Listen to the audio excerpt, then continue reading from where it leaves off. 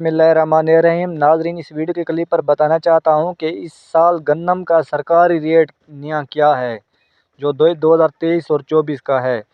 तो साफ ज़ाहिर है, अगर बिजाई के बाद इसका रेट बताया जाए तो बहुत ज़बरदस्त बात होती है। किसान बड़ी खुशी से गन्नम के ऊपर मेहनत करता है तो गन्नम की पैदावार अच्छी आती है और मुल्क खुशहाल होता है।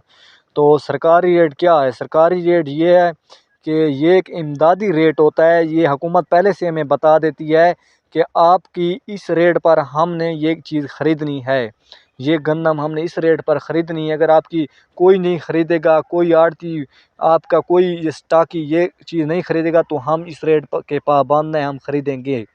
तो इस साल जो गंदम का सरकारी रेट बताया गया हमें 4400 से लेकर 4600 रुपये फ़ी मन बताया गया है। उसके बाद जो गन्ने का सरकारी रेट है वो भी बता दिया गया है, उसका भी नोटिफिकेशन आ गया है। तो गन्ने का सरकारी रेट इस साल 420 रुपये बताया गया है। 420 रुपये गन्ने का रेट, गन्नम का 4400 से लेकर 4600 रुपये तिकर। और जो 20 किलो की आटे की थैली हमें मिलेगी सरकारी रेट पर, वो हमें 2700 रुपये में मिलेगी 20 किलो की आटे की थैली। आप बताएं, जब किसान, चलो जिसकी रकबा अपना है वो तो ठीक है, गुजारा चल जाएगा।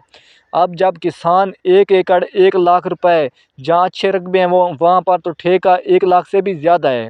तो साहब ज़रा 1 लाख रुपए भी लगा लें तो ठेका, अगर फ़ी एकड़ का ठेका हो 1 लाख रुपए, तो 4400-4600 रुपये रेट गन्नम का बहुत कम है।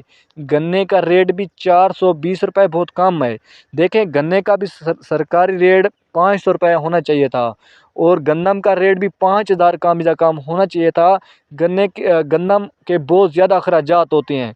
आपके सामने जो DAP 14,000 रुपये रेट है।